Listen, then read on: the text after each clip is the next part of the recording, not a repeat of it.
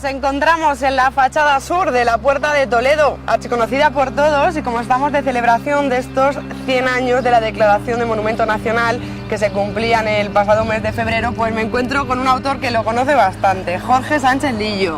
Jorge, que estamos de cumpleaños, por así decirlo. De alguna forma, efectivamente, así es. Y la empieza, hay una sesión del 1890 en el cual pues se menciona de que la Puerta de Toledo pues se va dentro de los bienes naturales que se va a vender, que se va a ser vendida en la subasta.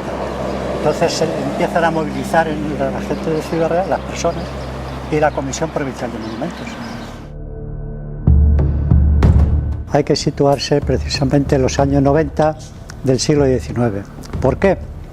Pues porque el Boletín Oficial de Ventas de los Bienes Nacionales sale una noticia y en sesión de junio de ese mismo año lo pone el ayuntamiento en conocimiento de que sale a subasta y después se remate, o en este caso hace el rematante de los terrenos, de la muralla y de los solares que están las casetas de los filatos. Los filatos eran los consumidores que se ponían en las puertas para cuando venían o salían y se pagaba un impuesto. De ahí que el momento ese determinado, pues el ayuntamiento se da cuenta y al mismo tiempo otro contribuyente, en este caso una persona de Ciudad Real, que tenía arrendado los terrenos que daban extramuro e interior al muro, los tenía como las charcas para hacer hielo. Y entonces tanto el ayuntamiento como los contribuyentes o particulares o vecinos de Ciudad Real inician pues el movimiento burocrático para que eso no se lleve a cabo. Entonces, en el año concretamente 1891, en febrero, es cuando un escrito del Ayuntamiento de Ciudad Real, junto con el informe de la Comisión de Monumentos Provincial, lo envían al Ministerio de Fomento. Paralelamente, la Comisión Provincial de Monumentos manda un informe a la Real Academia de la Historia para que se declare Monumento Nacional. Todo eso transcurre en los primeros tiempos, como acabo de decir, de 1891, primeros meses y demás. Fomento, el Ministerio de Fomento, se entiende, manda un escrito a Hacienda diciendo que es un monumento histórico y nacional, que tiene un antecedentes histórico, que tiene una descripción bastante considerable, que debe de permanecer y conservarse. Y todo ese trámite se va pasando de un escrito a otro, del Ministerio de Fomento a Hacienda y de Hacienda al Ministerio de Fomento. ¿Qué sucede? Que cuando llega una fecha determinada en el cual el Ministerio de Hacienda dice que se va a segregar y que evidentemente no va a salir a subasta el lote donde estaba el solar del filato, pues ya el segundo paso era de la declaración de la Puerta de Toledo como monumento nacional, pero tiene un inconveniente, que o debió ser por razones que desconocemos o porque no estaba en unas condiciones óptimas para verse declarada. ¿Qué sucede? Que hay un parón de 10 a 12 años hasta el 1914, que es cuando la Comisión Provincial de Monumentos no insiste en la declaración como tal, como el edificio Monumento Nacional Histórico. Pero tenemos la providencia nos favorece y tenemos un factor a nuestro favor, que concretamente en mayo de 1909, un ilustre personaje de la provincia de Ciudad Real, militar, condecorado con la Cruz de Carlos III, con distintivo blanco, de Almadén, pues es miembro de número de la Academia de la Historia, y aprovechan esa coyuntura y evidentemente este ilustre personaje, Antonio Blázquez Delgado Aguilera, pues favorece el informe, y así es. En el 1917, en febrero, pues sale ese informe favorablemente por la Puerta de Toledo. Al mes siguiente pues se publica en el Boletín Real de la Academia de la Historia, pero anterior sale ya la orden firmada por el rey Alfonso XIII, concretamente el 4 de febrero, de 1915. Y en el día 17 del Boletín Actual Nacional del Estado, Antigua Gaceta, pues aparece con los informes respectivos favorables de la Real Academia de la Historia y de la Real Academia de San Fernando.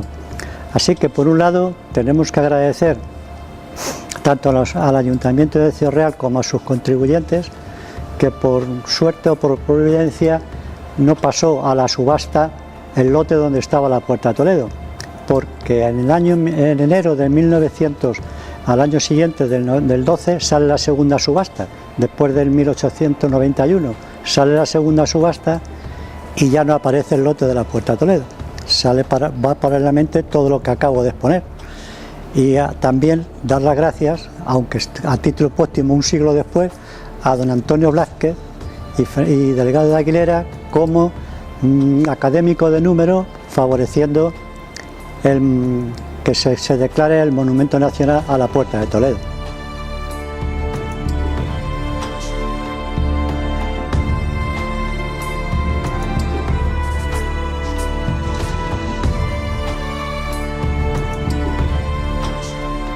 Nos encontramos en la fachada sur del segundo recinto, en el cual está el interior de la ciudad. En ella se aprecia, como se ve, pues un primer plano donde hay un arco que no es pleno de herradura, sino que más bien lanceolado o tumido.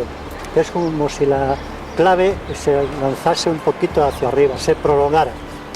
Y sobre ella está la lápida famosa, en el cual muchos autores, entre también me encuentro yo, que hasta que no se analiza, creíamos que se había terminado, pero eso pertenece a otro acontecimiento. Sobre ello, pues está ese arco ojival pleno, que se apoya en las mismas columnas adosadas a los grandes torreones que flanquea la puerta propiamente dicha, apoyados en unas ménsulas con motivos vegetales, y a su vez ese espacio que hay entre la lápida de pétrea y el arco ojival, pues se llama matacanes. Eso es un espacio que se tenía para la defensa. Cuando las personas o atacantes iban, se echaban por ese hueco pues aceite hirviendo, agua, piedras, de ahí que se llama en terminología de castillos matacanes. La defensa pura, ¿no? Efectivamente, es lo que da en este lado.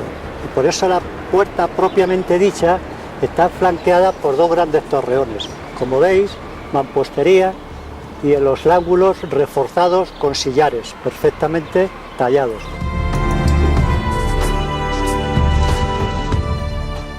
Como si viniéramos de Toledo, por así decirlo, nos encontramos en el interior de uno de los recintos de la Puerta de Toledo, ¿no, Jorge? Así es. La Puerta de Toledo, concretamente, se encuentra flanqueada, como he dicho antes, por dos recintos. Estamos en el primero y este es el recinto que da al norte. Concretamente estamos debajo del arco de herradura, que es murieja, en el cual mira hacia el norte, como acabo de decir, pero con las armas de Castillas y leonesas que están aquí enfrente. Si observamos, también se ve aquí los matacanes, que también tienen la misma composición que el otro recinto, con la misma ornamentación de las columnas, los capiteles y al mismo tiempo las ménsulas, todos con motivos vegetales.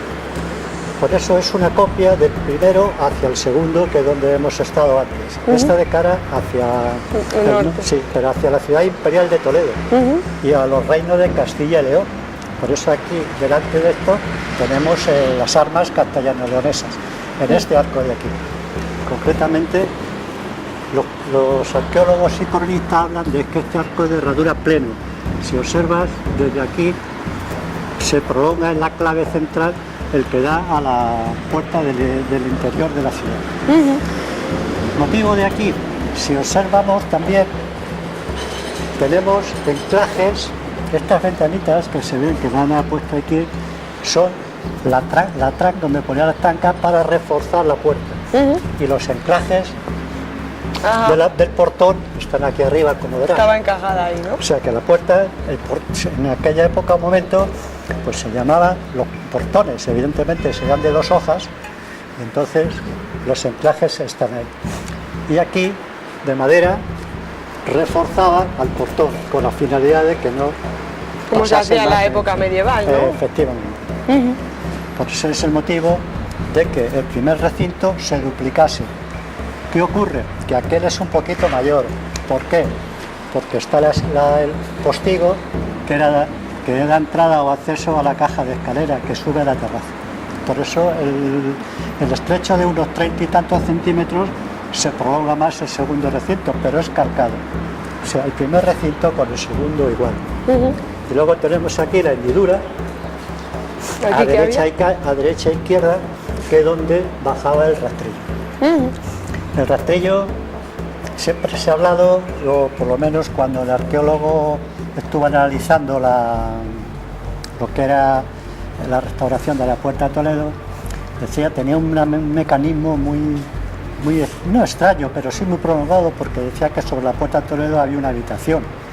Y yo me comenté de que prácticamente había mecanismos que no hacía falta habitación, había como especie de un cobertizo en el cual, pues evidentemente cubría pues el rollo donde van las cadenas y sujetaba lo que era el rastrillo en sí. No se ha podido hacer, pero bueno, esa es la diferencia que existe del primer recinto al segundo recinto. Luego ya está la ornamentación, que son estas cornisas que se ven, las bóvedas, que están cubiertas por unos nervios, concretamente en diagonal de un extremo a otro, que son los mismos que tienes aquí en este otro. Y lo que es las claves, que es donde están las famosas caras pétreas, tanto a la cara norte como a la cara sur, se duplican, y tanto están a la cara norte al imperio, a la ciudad imperial y a los reinos de León y Castilla. Y aquí pues mirando hacia la ciudad, que están 2 caras diferentes. Aquí en el primer recinto tenemos uno de la realeza, que yo entiendo y considero que es de Alfonso X, y los otros 2 pues están sin estudiar, que podía ser el infante de la Cerda como primogénito de Alfonso X Sabio. Y por eso mirando a la ciudad, diciendo, ahí está la villa que he fundado y que tienes que cuidar, pero desgraciadamente se nos fue en el año 1275 y murió, y pasó al primogénito a su hermano Sancho IV. Y luego ya es otra historia bastante prolongada, porque se une a la Orden de Calatrava, en el cual no vio con buenos ojos la fundación de Ciudad Real, la Orden de Calatrava, pero bueno, se podía prolongar mucho más. Lo cierto es que hay que tener 2 fechas clave. 1262, que es cuando aparece por primera vez que se funda la Puerta de Toledo, o se intenta construir, y luego después el año 1284, que es cuando muere Alfonso X. Ese espacio-tiempo, esos años, evidentemente es suficiente para haber construido esta ciudad, porque esta puerta, como se ve, no tiene ninguna filigrana, sino es una puerta muy sencilla, con 2 recintos duplicados, con una pequeña prolongación del segundo debido a la escalera. Y es lo que de alguna forma se puede, así en líneas generales, decir. Las armas de Castilla, en lo que es en la base de la clave circular, se ven las armas de Castilla, León y el Castillo. Castilla y León. De los 2, todos se repiten. También aquí en la parte principal. Y hay, por eso yo, mi teoría, hipotéticamente, y siempre el terreno de hipótesis, ese vano fue ampliado con la finalidad de, con otro acontecimiento, poner la lápida.